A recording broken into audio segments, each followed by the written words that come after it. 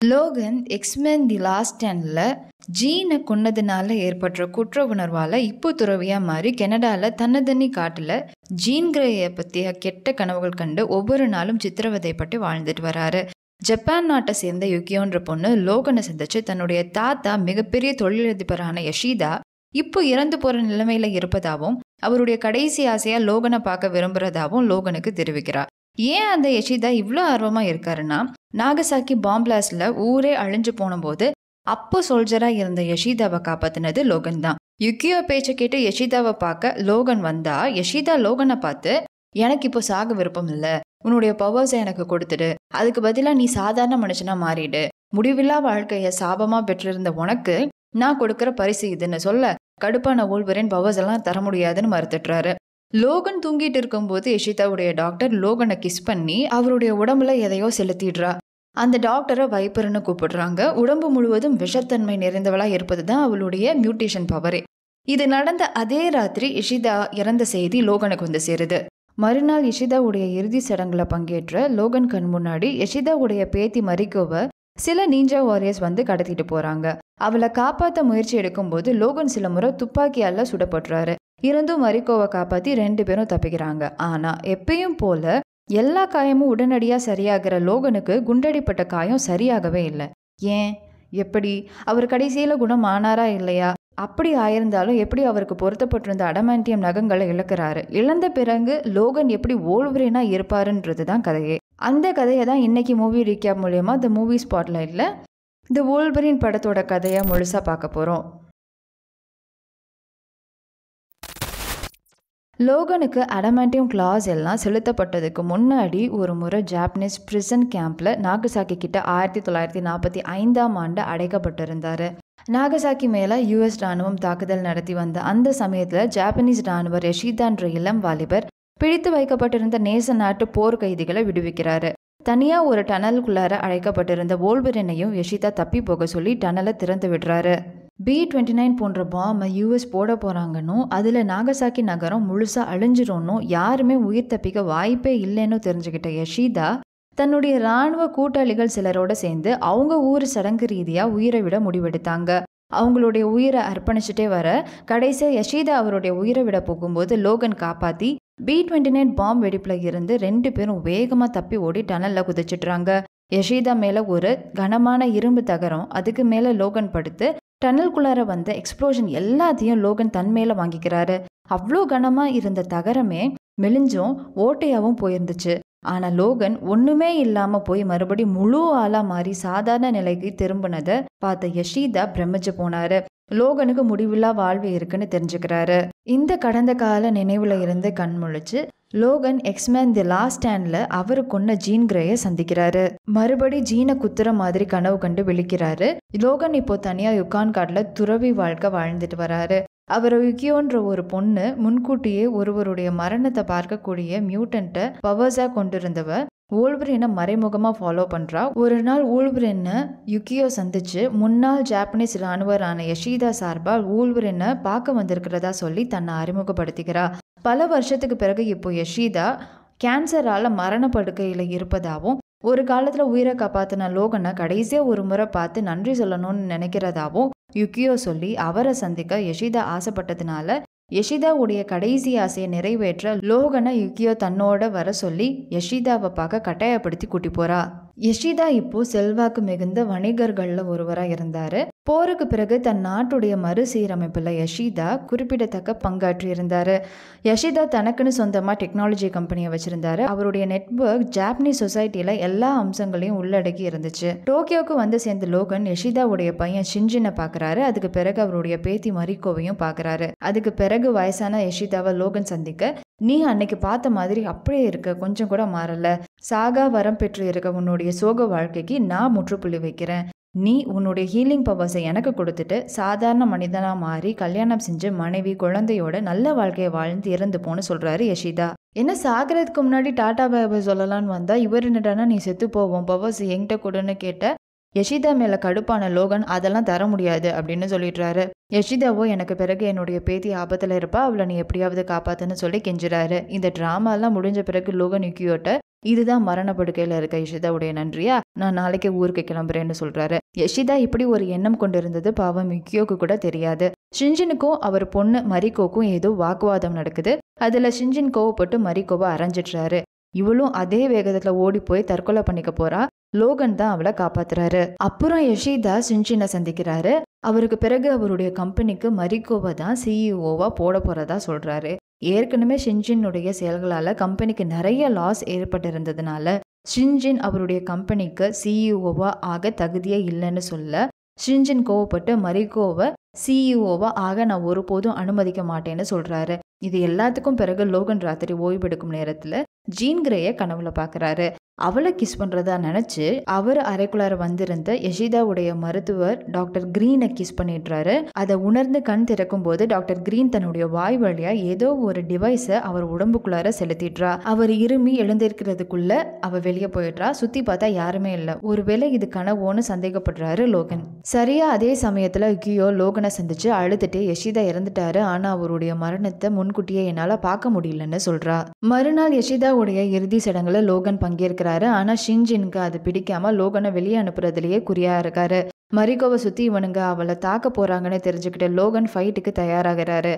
Logan கணிச்ச மாதிரியே கூட்டத்தில் இருந்த சில யக்குசா அதாவது நீஞ்சா வாரியர்ஸ் மரிக்கோவை கடத்த முயற்சிக்கும் போது அதை தடுத்த லோகனை துப்பாக்கியால சில முறை சுடுறாங்க. அத்தனை குண்டடி வாங்கியும் மரிக்கோவை காப்பாத்தி ஸ்டேஷனை நோக்கி ஓட அவங்கள துரத்திட்டே வர சில யக்குசா அதாவது நீஞ்சா வாரியர்ஸ் அதே குழுவை சேர்ந்த ஒருத்தன் வோல்வரின் மரிக்கோவை காப்பாத்தி இவங்களுக்காக மறைவா இருந்து தன்னுடைய குழுவை சேர்ந்தவங்களை தாக்கிட்டே வரான். ஒரு வழியா ரயில்வே ஸ்டேஷன் ரீச் ஆன பிறகு மரிக்கோ இதுக்கு மேல நீ என் கூட வர வேணாம், நானே போய்க்கிறேன்னு சொல்லிட்டு கிளம்புறா. மரிக்கோக்கு ஆபத்துன்னு சொல்லிட்டு வேற அவ தாத்தா செத்து போயிட்டாரு, இந்த பொண்ணை தனியா விடுறது சேஃப் இல்லைன்னு லோகன் அவளை பின்தொடர்ந்து அவ கூடவே ட்ரெயின் ஏறாரு.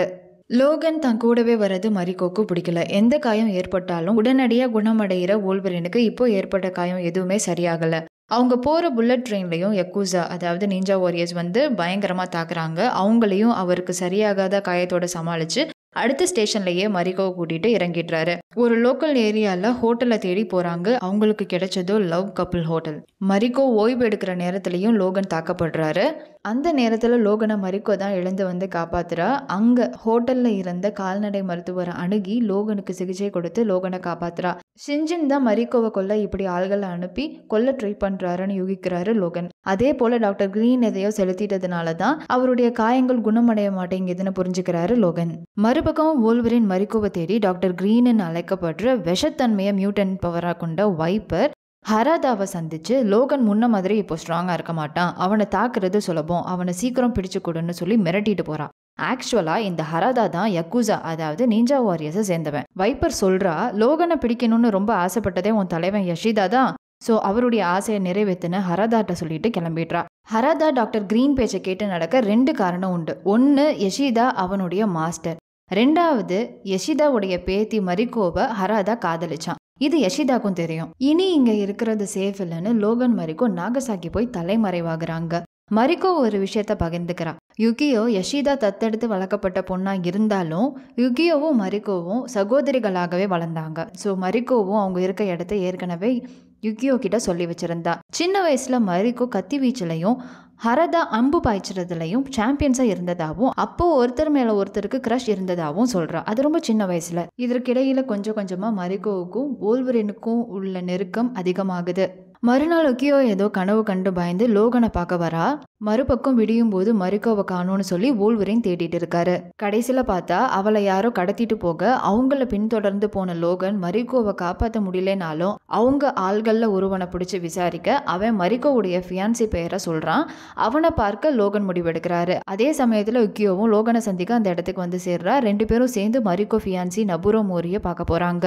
நொபுரோ இருக்க இடத்த வந்து சேர்ந்த பிறகு காரை விட்டு இறங்கின லோகன் யுகியோ அவளுடைய கனவுல லோகன் இறந்ததை பார்த்ததாவும் அவருடைய இதயத்தை அவரே கையில எடுத்து இறந்ததாகவும் சொல்றா. அதுக்கு லோகன் என்னை எத்தனையோ பேர் கொல்ல முயற்சி செஞ்சிருக்காங்க, ஆனா நான் இப்பயும் உயிரோட தானே இருக்கேன், எனக்கு எதுவும் ஆகாதுன்னு தைரியமா உள்ள போக யுகியோவும் அவர் கூடவே போறா. நொபுரோ மோரி ஊழல் மட்டுமே செய்யற ஒரு நிதி அமைச்சர். எதுக்கும் மரிக்கோவை கடத்தினான்னு அடிச்சு கேட்டதுக்கு நொபுரோ ஒரு பிளாஷ்பேக்கை சொல்றான். யஷிதாக்கு உடம்பு சரியில்லாம போனதுல இருந்து பல கோடி டாக்டர்ஸ்க்கும் ஹீலர்ஸ்க்கும் மட்டுமே செலவு செய்ய தொடங்கினாராம் யஷிதா.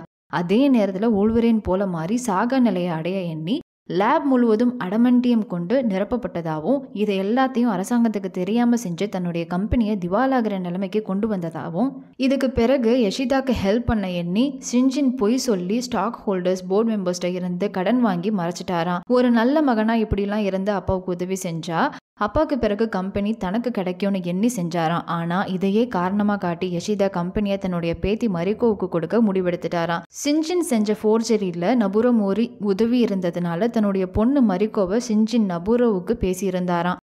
ஆனா எப்போ கம்பெனி மரிக்கோவுக்கு போக முடிவாச்சோ அப்போல இருந்து மரிக்கோ என்னை மதிக்கிறதே இல்லை, அவ எனக்கு கிடைக்க மாட்டான்னு தெரிஞ்சுக்கிட்டேன், அதான் அவளை கொல்ல முடிவெடுத்து இப்போ அவளை அவங்க அப்பாட்டையே ஒப்படைச்சிட்டேன்னு சொல்ல வோல்வரின் கடுப்பாகி நபுரோவை மேல் ஃப்ளோர்ல இருந்து கீழே தூக்கி போட்டுடுறாரு. எதிர்பாராத விதமா கீழே பூல் இருந்ததுனால நபுரோ உயிர் தப்பிச்சிடுறான். மரிக்கோவை கடத்திட்டு வந்து ஷின்ஜின் முன்னாடி நிக்க வச்சிருக்காங்க. நீ அன்னைக்கு குதிச்சு தற்கொலை செஞ்சுக்க முடிவு பண்ண மாதிரி இப்போ தற்கொலை பண்ணிக்கிட்டேன்னா எனக்கு கம்பெனி வந்துரும்னு சொல்லி அவளை கொலை பண்ண முயற்சி செய்யறாரு அவங்க அப்பா. சரியா அந்த நேரத்துல ஹராதாவும் டாக்டர் கிரீனும் நீஞ்சாஸோட வந்து மரிக்கோவை மீட்டு ஷின்ஜினுக்கு விஷத்தன்மையை செலுத்திட்டு போயிடுறா வைப்பர். மரிக்கோவை தேடி லோகன் யுக்கியோ ஷின்ஜின் யஷிதா வீட்டுக்கு போறாங்க. அங்க டாக்டர் கிரீன் மரிக்கோ வேணும்னா என்ன வந்து சந்தியுங்கன்னு சொல்லி எழுதி வச்சிருக்கா. மரிக்கோவை தேடி போறதுக்கு முன்னாடி அந்த கிரீன் தான் உடம்புல என்னத்தை தான் செலுத்தியிருக்கான்னு தெரிஞ்சுக்கிறதுக்காக யஷிதாவுடைய ஸ்கேனர்ல படுத்து தன்னுடைய உடம்ப ஸ்கேன் பண்ணி பார்க்க வோல்வரினுடைய ஹார்ட்டை இயங்க விடாம ஒரு ரொபோட்டிக் பாராசைட்டு பிடிச்சு தொங்குறத பாக்குறாரு. இதை வெளியே எடுத்தாதான் என்னுடைய உடம்பு இயல்பு நிலைக்கு மாறும்னு தெரிஞ்சுக்கிட்டு தன்னுடைய நெஞ்சை கிழிச்சு ஹார்ட்ல இருந்து பாராசைட்டை எடுக்க முயற்சி செய்யறாரு. அப்போதான் யுக்கியோ வேணாம், இந்த நிகழ்வை தான் நான் கனவுல பார்த்தேன், நீங்க இறந்துடுவீங்கன்னு சொல்லி எச்சரிக்கிறா. வேற வழியே இல்லைனாலும் வோல்வரின் அதை செய்ய துணிகிறாரு. இன்னொரு பக்கம் ஷின்ஜின் வோல்வரினை தாக்க யுக்கியோ தடுக்க மாபெரும் சண்டை இருவருக்கும் ஏற்படுது. எப்படியோ பாராசைட்டை வோல்வரின் எடுத்து இறந்துடுறாரு. உடனடியாக இயல்பு நிலைக்கு மாற தொடங்கின வோல்வரின் இக்கட்டான சூழ்நிலையில இருந்த யுக்கியோவை காப்பாத்தி அவரை கொன்னே தீருவேன்னு எண்ணம் கொண்டிருந்த ஷின்ஜினை வோல்வரின் போட்டு தள்ளுறாரு. யஷிதா பிறந்த ஊரான ஹாம்லெட்ல டாக்டர் கிரீன் சொன்ன மாதிரியே லோகன் மரிக்கோவை தேடி போறாரு. லோகனை வரவிடாம ஹராதா உட்பட எல்லா யக்கூசாவும் அதாவது நீஞ்சா வாரியர்ஸும் சேர்ந்து அவரை தடுக்கிறாங்க. வைப்பருடைய நஞ்சால நிரப்பப்பட்ட அம்புகளை வீசி அவரை மயக்கமடைய செய்யறாங்க. வோல்வரினை வைப்பர்ட்ட கூட்டி வர அவரை ஒரு மிஷின்ல அசைக்க முடியாதபடி பொருத்தி அவருடைய ஹீலிங் ஃபேக்டரை எடுக்க போறதா சொல்றா வைப்பர். சில்வர் சாமுரை உருவத்தில் அமைக்கப்பட்டிருந்த அடமண்டியம் ஸ்வாட்ஸை கொண்டிருந்த எலக்ட்ரோ மெக்கானிக்கல் ஜாப்பனீஸ் ஆர்மர் செட்டை வைப்பர் வோல்வரினுக்கு காமிக்கிறான். இதை எல்லாத்தையும் பார்த்த மரிக்கோ லோகனை காப்பாற்ற போகும்போது ஹராதாவால் அதை ஏத்துக்க முடியாம அவன் தடுக்கிறான். எப்படியோ அவன்கிட்ட இருந்து தப்பி வந்து வோல்வரினை காப்பாத்த வரா. ஹராதாவும் சுயநலமா யோசிச்சிட்டோமேனு உணர்ந்து மனம் திறந்துறான். சில்வர் சாமுராய் லோகனுடைய அடமண்டியம் கிளாஸை வெட்ட போகும்போது மரிக்கோ தடுத்து லோகனை விடுவிக்கிறா. அதை தொடர்ந்து வோல்வரினுக்கும் சில்வர் சாமுராய்க்கும் சண்டை நடக்குது. தப்ப உணர்ந்து ஹராதாவும் லோகனுக்காக சண்டை போடுறான். சண்டையில வோல்வரினுடைய ஒரு கையில இருந்த அவருடைய அடமண்டியம் கிளாஸை இழந்துடுறாரு. யுக்கியோ வந்து டாக்டர் கிரீனோட சண்டை போட்டு அவளை கொன்னுடுறா. இவங்க ரெண்டு பேருடைய சண்டையில தலையிட்ட ஹராதாவை சில்வர் சாமுராய் கொன்னுடுது. இதை தொடர்ந்து சில்வர் சாமுராய் வோல்வரினுடைய இரண்டாவது கை அடமண்டியம் கிளாஸையும் எடுத்துடுது. வோல்வரினுடைய ஹீலிங் பவர்ஸை எடுக்கிறதுக்கு முன்னாடி சில்வர் சாமுராய் வேஷத்துக்கு பின்னாடி இருப்பது யாருன்னு தெரிய வருது. அது வேற யாரும் இல்ல, யஷிதா தான். அவரு சாகலாம் இல்ல, அந்த மாதிரி போய் சொல்லி ஊரையே ஏமாத்திருக்காரு. வயசாகி இருந்தாலும் தன்னுடைய இறப்பை ஏத்துக்க தயாரா இல்லாத யஷிதா வெட்டி எறியப்பட்ட வோல்வரின் கிளாஸ் உள்ள ட்ரில் பண்ணி வோல்வரினுடைய ஹீலிங் பவர்ஸ் எல்லாத்தையும் எடுக்க தொடங்குறாரு. இளமை பருவத்துக்கு திரும்பின யஷிதாவை பார்த்த மரிக்கோ அவர் செய்யற செயல்களை ஏத்துக்க முடியாம வெட்டி எறியப்பட்ட வோல்வரின் கிளாஸை வச்சு யஷிதா கழுத்துல குத்திடுறா வோல்வரினை காப்பாத்துறதுக்காக.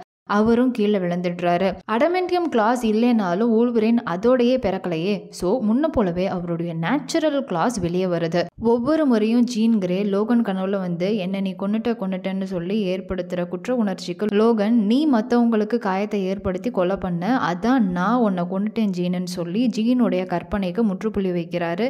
இப்போ யஷிதா கார்பரேஷனுடைய சிஇஓவா நியமிக்கப்பட்ட மரிக்கோ வோல்வரின்ட்ட உனக்காக காத்திருப்பேன்னு சொல்லி ஜப்பான்ல இருந்து அனுப்பி வைக்கிறா. லோகனுடைய பாடி கார்டா இருந்து யுகியோ அவரோட பயணம் பண்றா. 2 வருஷத்துக்கு பிறகு யுனைடெட் ஸ்டேட்ஸுக்கு திரும்பி வந்த லோகன் ஏர்போர்ட்ல இறந்து போன ப்ரொஃபசர் சார்ல்ஸ் சேவியரை உயிரோடவும் பவர்ஸை இழந்த மெக்னிட்டோவை மியூட்டன் பவரோடையும் பார்த்து அதிர்ச்சி ஆகுறாரு. சார்ல்ஸ் மியூட்டன் இனத்துக்கே ஒரு தீவிரமான புதிய அச்சுறுத்தல் அடிவானத்துல இருப்பதாகவும் அங்க நம்ம போகணும்னு சொல்லி வோல்வரினை கூப்பிடுறாரு. இதுதான் X Men days of future past உடைய தொடக்கம். அந்த மூவி ரீகேப் லிங்க் டிஸ்கிரிப்ஷன்ல இருக்கு. அதுல என்ன ஆச்சுன்றத பார்த்து தெரிஞ்சுக்கோங்க.